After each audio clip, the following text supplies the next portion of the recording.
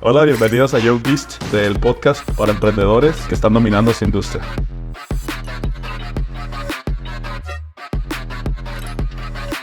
Hey guys, it's Marco, and I'm here with Roland and Andy and Donna Hafferty.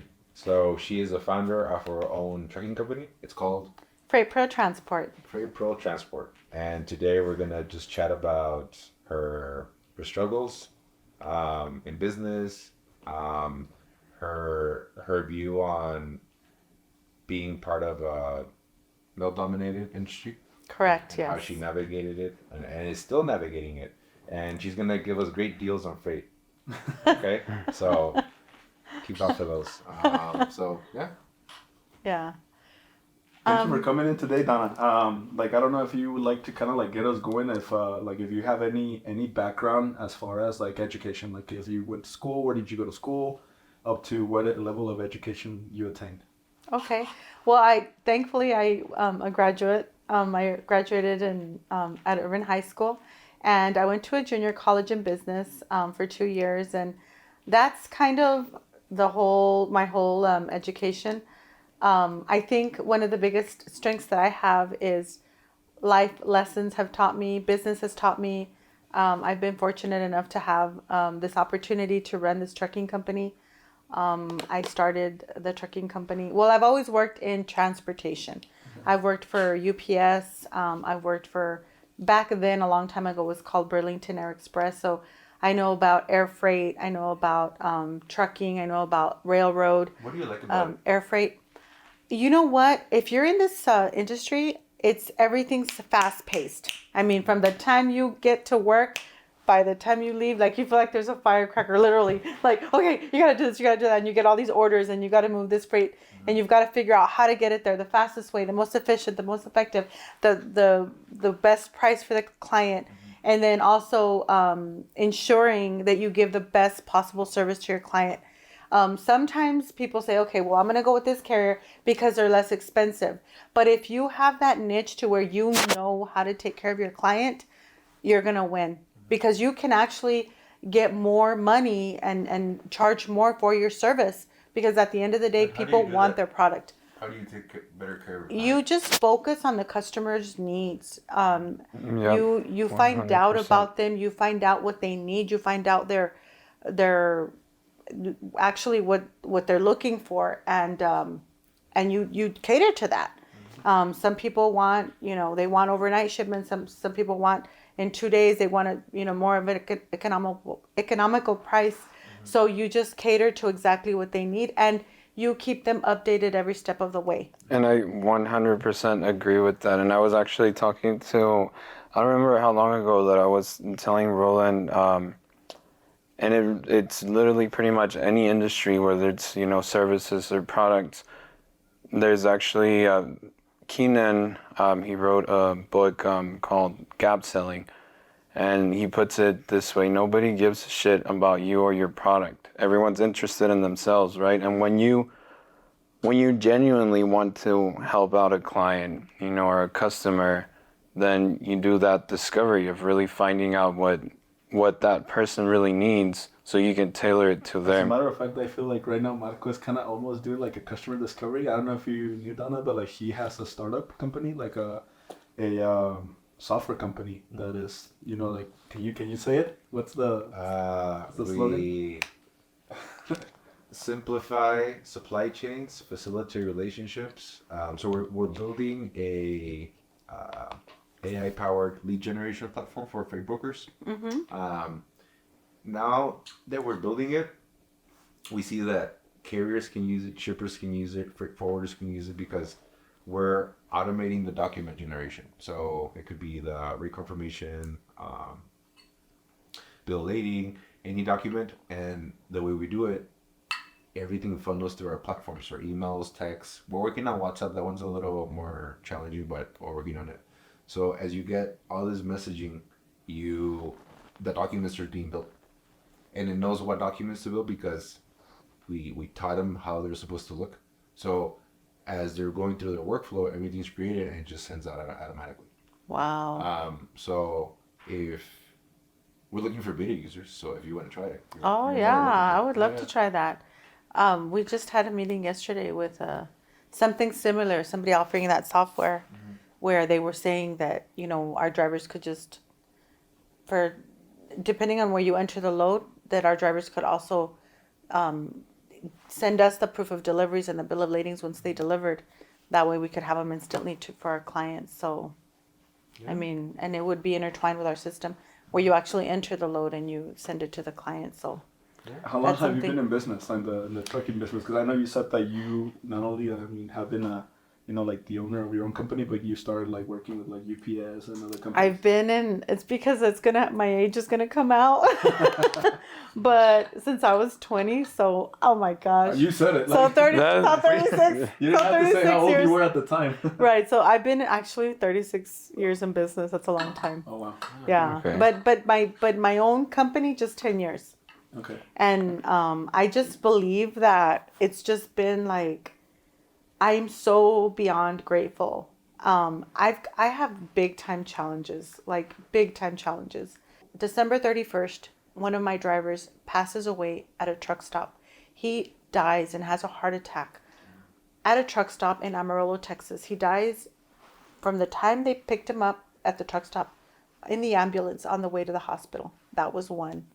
You said that you have an amazing staff, right? And if I remember correctly, like talking a little bit off camera, I think all of your staff, at least on the admin side of things, all of it is like 100% women, correct? Yes, yes. Tell us a little bit more about that. Yeah, Don't mind so I think when I attained the company, I always thought I would bring in women that needed help, like women that were, you know, maybe didn't speak that good English, women that didn't have like a great background as far as education, women that other people wouldn't hire.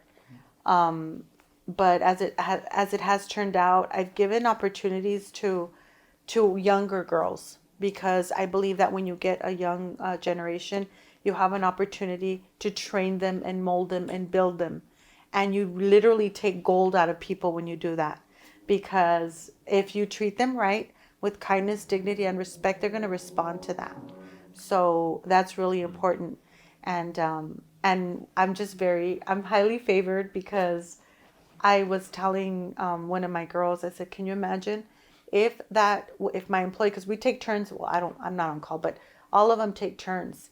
And because they're so effective in looking at their emails and checking their messages and assisting the drivers after hours, we would have missed that email. Yeah. And maybe the driver, he would have come home safely. Correct. Well, fortunately, he was already heading back, but we could have missed it, and heaven forbid something would have happened, you know. So who came up with all these strategies? It pretty much, because I worked at UPS, we just kind of, as we've been growing, we've been learning, we've been attaining. I believe a lot in fairness. I believe that because of the fact that I have always been in an industry that I've been an employee, I always thought, if I had a business, this is how I would do it. If I had a business, this is how I would do it. When you get a shitty boss, that's when you learn from them, because you're like, I never want to be like this dude. Yes. Yeah. I believe a good boss is more of a boss that doesn't want to control, and a boss who listens. A leader. Because if you listen, you're going to understand how they feel. And in turn, you can explain to them why you're doing the things that you're doing, because you guys can understand each other. I treat my girls with kindness, dignity, and respect. And one thing that I do that I think every business should do. So I have a rule. If all of the trucks have a load and all the trucks have a driver, there's no need for anybody to stay. If the work is completed, my girls work 6.5 to 7 hours a day max. And on Fridays, we leave early. On Fridays, we only work 5 hours. Wow. And that's including myself. We don't work weekends. However, they are very, very effective, and they take turns on call. And I appreciate that, because we don't skip a beat. We're always going.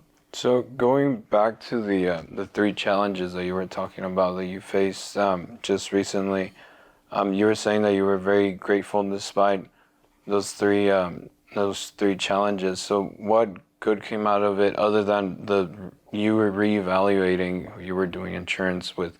What else do you think that came out of it that was good? With every adversity or every a bad thing that happens, I always look for the lesson. Right. I always say, okay, God, why did this happen? What am I doing wrong? I come to myself and I say, okay, I have these processes in place. I have these procedures in place. What am I missing? What is it that what is the lesson in this? With the driver that passed away, my heart broke. The justice of the peace and everybody else told me, you can't call the family. Well, I can't do that. I think a lot of times there's rules in place, but you've got to go more by your ethics. There's rules in place, but rules that defy ethics or morals, I don't really live by that. I live by what I believe is right. If it was me and my husband or my dad or somebody would pass away, I want to hear from the owner. I want to know what happened. So I went ahead and I did that, and everybody got the justice of the peace, and everybody got mad at me. But, I came back to them and I said, hey, well, what if it was your husband? Or Now, I know you mentioned that that within your staff, like as women only, you try to do give opportunities to people, that probably wouldn't have the opportunity elsewhere. Is there a reason behind that? Do you feel some sort of empathy? Maybe like something in your background, somebody didn't give you that opportunity or somebody did give you that opportunity at some point that you're kind of trying to give back? that's a very good analyzation. I just have, I'm older, obviously, and I have a lot of friends that struggle, and they make a living like being a nurse's aides, or they make a living, and they're not, they're not, I don't want to use the word dumb. They're intelligent women, and I believe that everybody, if you just train them and you just give them an opportunity, everybody deserves it. And you have these big corporations where, you can get a student out of out of college, and he may or may not have the skills or the know-how. And what I have found recently is, these Gen Zs, they don't have that strong work ethic that you can actually find in a person that would just be grateful for an opportunity. So I think that's why too. What about you? Like, so you work at your 20s, you start working for like the industry, and then you said you only own your business for about 10 years now? Only 10 years, yes. Okay. But I did, in all fairness, I did start it with my ex-husband, and he did help me. He actually is the one that pushed me. I started working for a trucking company, and then he's a good dude, but he was... Hey, that talks volumes from you. No, he's a good dude. He's a good dude. He's a good dude, but he was focused more on the money. And that's good that you focus on the money, right? Everybody wants things, but if you take that element out and you think of others, I think that's when you're going to explode. It just follows. Honestly, I think that's a big part of your success, just by hearing it, from the surface or from the outside. The fact that, yes, you want to run a business, you want to have systems in place, but at the end of the day, you have another purpose other than, like getting freight from point A to point B.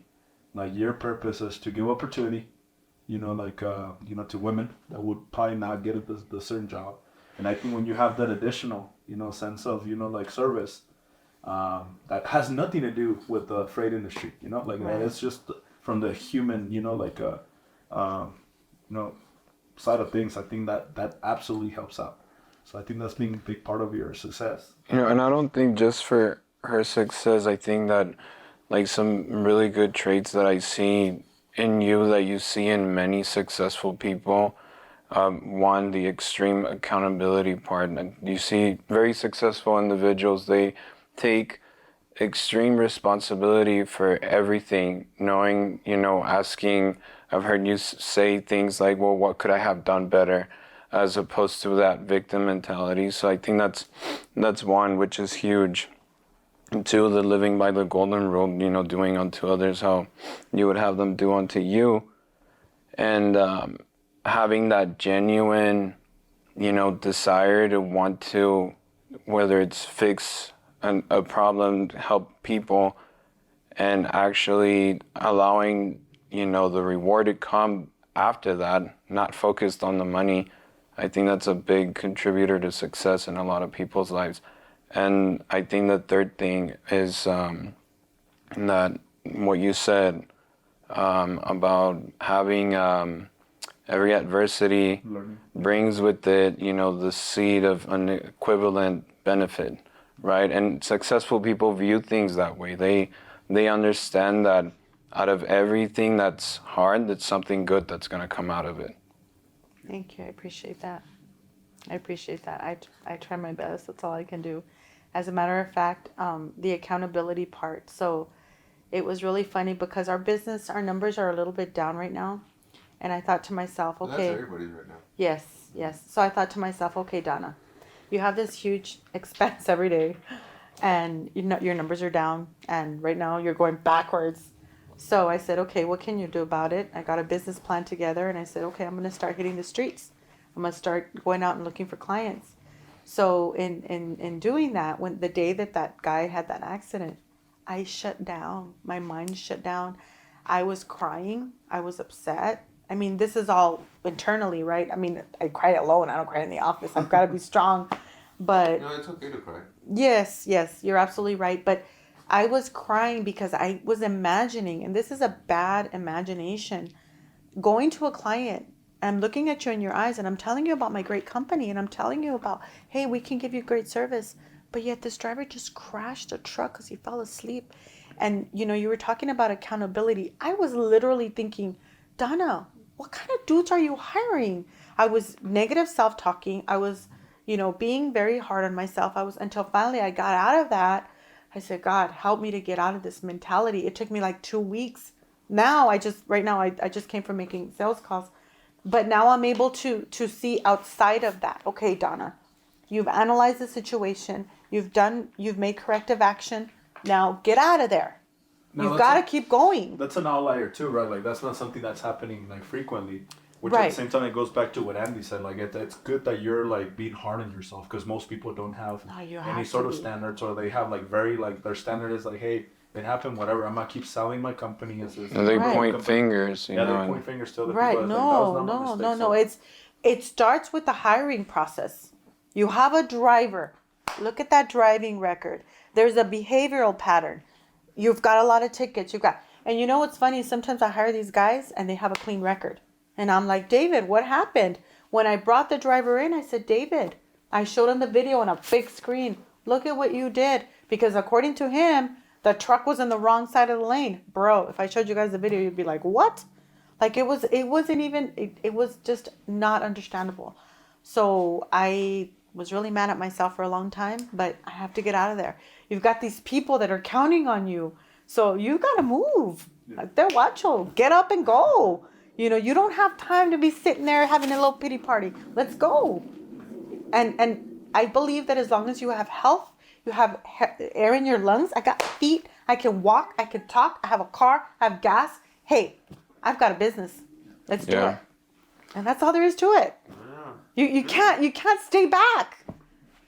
yeah. So- And you said, when numbers are down, and you mentioned, well, I got to get up and move, and I think it's what people, you see a lot of people in periods of contractions. What do? They just follow the crowd and they contract. If the economy is not doing well, or what? No, it's it's the economy. It's just it makes no sense. And me making calls, me looking out, prospecting, and that's when you should be pushing more. And not only that, but people who are successful, they view those times as opportunities because they know that everyone else is going to contract with everyone else. I was training one of my customers, and I was sharing like an experience that talks just about that. Like typically in the industry that I supply to, this is home improvement. They typically say like Q4. Quarter four is the slowest quarter of the year. And I remember when I was a distributor of products like that, like I remember like we had in our first year we had our best quarter be Q4, and that was only because we saw it as an opportunity, because the rest of the people were already kind of like, hey, people aren't buying as much, so we're gonna work less, right? Like we're gonna kind of relax, and then we were like actually hitting extra hard. I remember like we had a Christmas party going on, and literally some of the guys were like showing up because they were closing deals, they were like selling on that day, you know, and it was probably December 18th, something like that. Right. So it was like, yeah, we had our best quarter, but we were also like, With you know, staying machines. on top of them, Right. motivating them, you know, with like bonuses and, you know, like, and also, you know, working side by side with them. We do pizza parties. Yeah, I've been to them. Yeah. So we work out of the same space. So I see him cry. You know, he says it's okay to cry. Yeah, I see him cry in the Yeah. No, I'm just kidding. Man. Yeah, I've cried a lot. But you know what happens a lot too is that when people start, getting a lot of wins and they get comfortable, you start, closing all these deals. You're like, you know what, I'm going to take a little break. And there's that, I don't know if you guys have heard of the 30-day rule when it comes to prospecting. But basically what it says is, the initial 30 days that you do, prospecting clients, it's not going to pay out till 90 days after that, right? So then when people start doing bad economically in a month, they're like, they'll ask themselves, like, I don't understand what's wrong. I'm making all my calls, I'm doing everything. But then, an expert will come in and it's like, what's happening is what you didn't do 3 months back is biting you.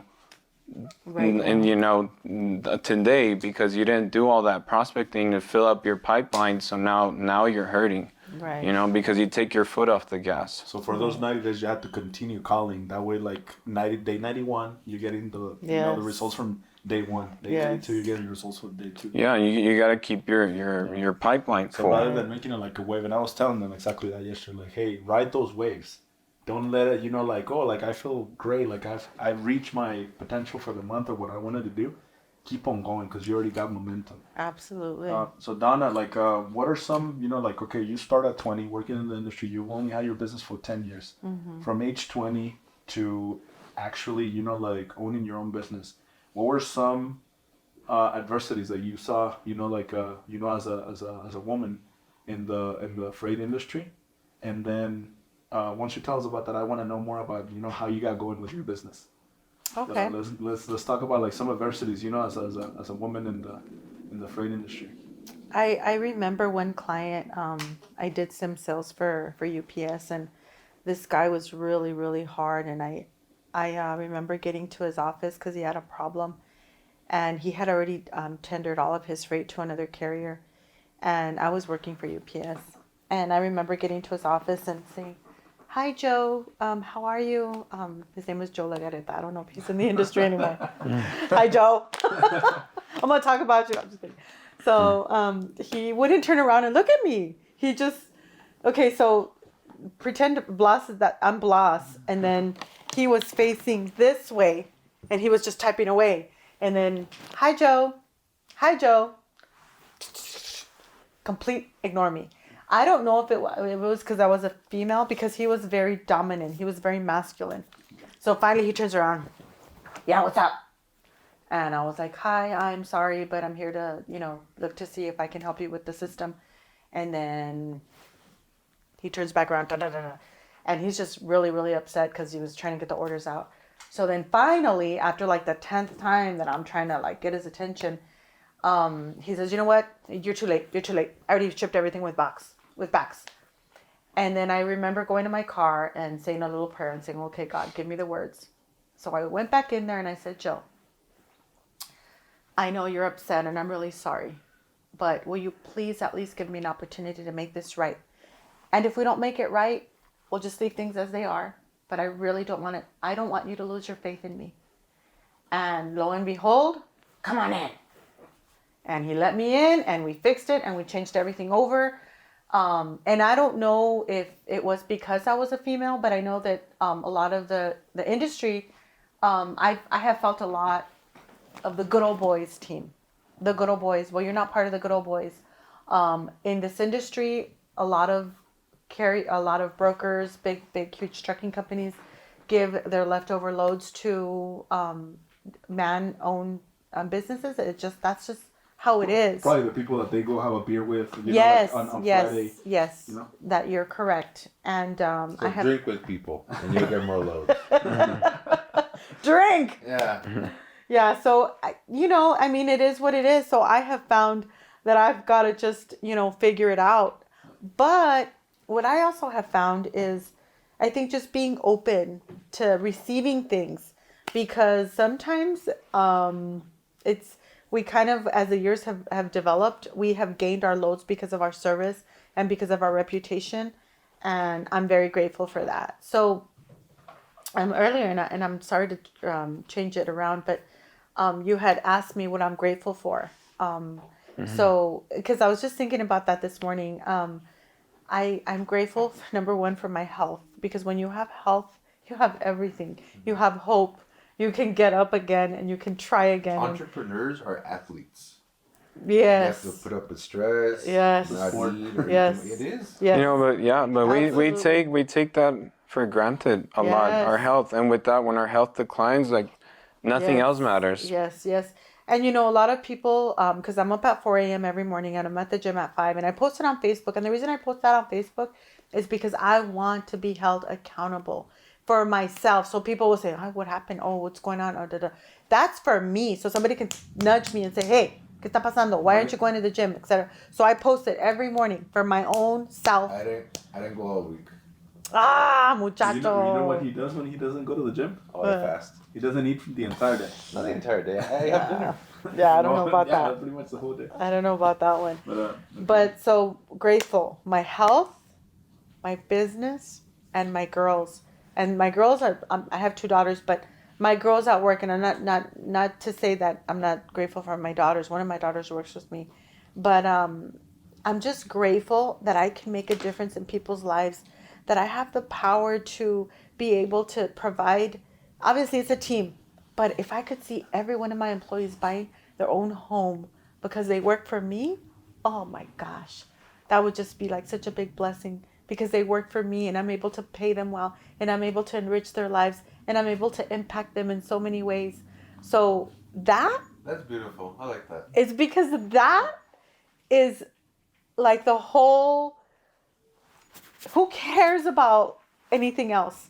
Because you're making a difference, because that's your calling, because that's like you're actually that's your destiny. You're fulfilling whatever it is that you're supposed to do on this planet. So anyways, that's why I'm grateful. Yeah. It can also be very stressful though. Because when people are relying on, not even hey, am I gonna get my first home, but am I gonna bring food to the table? Yeah. Right? Yeah. And that's what a lot of people don't understand when they're on the worker end, right? That when business is going good, yeah, you did good. But when business is not doing well, you still gotta put food on the table for a bunch of people. Right. And it can be really, really stressful. Right. So and Yeah. I mean, it takes an athlete, to be able to prepare for those rough times. Right. Be able to have the mental toughness, the stamina to continue going. Absolutely. And recently I watched a reel. I don't remember if it was. No, you know what? It was Grant Cardone. He was talking about how people who aren't doing as well, they always say. I mean, and there are exceptions, obviously, but it's not uncommon for people to say, things like, well, rich people are greedy. They only think about themselves. And the way he was putting it is, if I hear someone say, I don't need to be rich, that's selfish. You're only thinking about yourself. Rich people, I need to get rich. I need to get rich so I can give back to other people, so I can help others, so I can put food on the table for my family and other people and help, I think we all have a place in the world in general. You need workers, because if you only had business owners, nothing would be accomplished. There's takers and there's givers, right? And people who take, they're only looking out after themselves, right? They want to hold on to everything, thinking, like this is gonna benefit me more. Like if I give away, like I don't want that, because you're only looking out for yourself. And what ends up happening usually is that givers end up getting more, because givers end up getting a lot more because of the opportunities they create, by with all the connections and networking. When a giver meets another giver, they and they end up impacting each other's lives, you know, by, you know, really being, you know, that way with each other, you know, giving to each other, then it creates that connection, and it creates opportunities, you know, for you, and you end up, you know, benefiting a lot more. The video put it a lot better. No, But- yeah, I think I think I get that from your story. You know, the fact that, you know, rather than you kind of getting stuck in the fact that something went down, because I feel like I've been taken advantage of in business and in different, you know, like Because you have aspects a of noble heart. different aspects of my life, you know. But rather than me getting stuck with that or like be a victim and, oh, you know what, like I got screwed on this, let me stop. No, I'm like I in my head, it's easier to just move on and get into new things rather than trying to fix that one problem or trying to go through this lawsuit. And, you know, like, I'm like, by the time that I'm gonna fix this, I've already probably made the same or more. If I Right. just move on to the next thing and I just Right. continue doing what I know how to do. Right, So I right. feel like you took that approach, you know, like, hey, yeah, this is going down, but let me do what I know how to do, and let me just get going and continue building and not losing what I've already built. Right. You know, by just moving forward. Yeah, I mean, don't get me wrong. I was stuck. For about a year, I couldn't move because of the girl. It was hard. I actually wanted to commit suicide. It was bad, but something inside, like, it just no. You're gonna do this. You're gonna get up. It was hard. But I love that though, Donna, because like you're being grateful for, like, because what I get out of it is like maybe the last year out of the 17 years weren't great, but you're not. I guess you're not just talking about the one last year, right? You're Yeah, still saying like, no. hey, if we were to do the math, approximately he was 93% a good dude, Yeah, he was and then 7%, you know, he like was a a good bad. dude. So He worked hard. that speaks volumes of you, you know, like being grateful for the good things. Yeah, And not only, you know, like looking back at the last year at the bad things, although Right, yeah, yeah. that you were bad. Yeah, or it was whatever. hard. So that's awesome. That's awesome Yeah, that you see it thank that you. way. Thank I really you. like I really like appreciate, you know, like Thank hearing that from you, you know, like about another individual. That's Yeah. super cool. So we do this. Marco is gonna hand me this little device. Okay. He's gonna be controlling it. Just grab. And we're gonna ask you questions. It's like just a little bit. Have you done this when like in groups? No. Oh well, sometimes in Mexico there's like this guy that walks through a little box, and he makes the whole group hold hands, Oh, okay. and then he turns it on and he les da toques. Oh, I've Some hot never toques? seen that in my Oh, life shoot. ever. No? No. Garibaldi? No. Have you ever been to Mexico City? yes, a long time ago. Garibaldi? No, like there's this plaza like where there's a little mariachis. Garibaldi. Oh. And typically this is like you're taking shots and like doing toques. Oh, toques. okay. And then we do this to all the guests being on. Okay. Who's been the best one last week? Last week, or Last last week. episode, it was It's not a competition. Ivan. Oh, okay. It's not a Good. competition. If you wanna just drop it right now, you're more than welcome. Oh, okay. We're just gonna ask you questions. Well, your hand's gonna get stuck, so you probably won't be able to drop it. You need to say, Okay. Don't get us scared. Okay, so now we're gonna ask you questions. Okay, so now pitch us Freight Pro. Well, Freight Pro specializes in customer satisfaction. It specializes in on-time delivery. It specializes on meeting your direct needs. We love to service our clients, and we completely want to be there for you every step of the way and give you everything that you need as your needs arise. Okay. That's perfect. That was like, Good. And what would you say to a woman that wants to get into logistics? Into the Would you- industry? Yeah. I would definitely say that for women, because we are more emotional, I would say that you would study a lot of emotional intelligence, because as a woman, you can really get people to do what you need them to do. If you speak to them correctly, if you talk to them with your femininity, if you use all of your traits, you can do this. Definitely. and I'm sure that goes not just for, you know, women wanting to do logistics, but in any industry, right? Oh, absolutely. Absolutely. Yes. Emotional intelligence.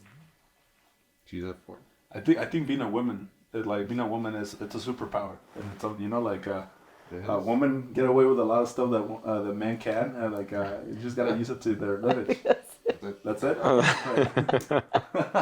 That was good though, because it was making me rise. I'm like, okay, I'm gonna go. Am I gonna start floating or what? Okay. Was that resilience or what? Yeah, that was resilient. Yeah, cool. That's pretty good. Any last thoughts? Anything that you want to share more about? Like, where do our audience can find your company if they have any freight needs? If they work for a company that needs any freight needs, how can they find you? We're located at 13508 Pelicano. We've got a huge yard that is it's enclosed and you need gate access, or you need what do you call it? Yeah, you need a gate code, or you need a badge. Pardon me, badge access. You can just call us. I mean, we've got a. Are you guys on social media? We have a Facebook and we have an Instagram under Freight Pro Transport. Yeah, so just beyond grateful, and we want to give the message of love. And I know love doesn't go with trucking, but I think if you have just love, I think everything comes to you. So we're all beings of essence of love.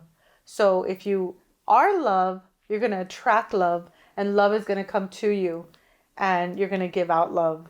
That's a lot of love, right? Yeah. But that's what this world needs. Yep. We need affirmation, we need acceptance, and we need love, and courage, and strength, and fortitude, and intelligence. Well, So, Donna, thank you for your time, and I encourage you to talk to Marco a lot more about like the startup and see, because I think as of right now, like with the beta users, like you're able to get like some benefits for free. Oh, okay. And maybe if it works out for you, like in the future, like you can continue to do it. Yeah. Yeah, But, you can use the software for free for being. Oh, okay. Oh, nice. Okay, cool. So Thank you, for joining us. Donna. It was very inspirational. Thank you, guys. Thank you for having me. I appreciate it.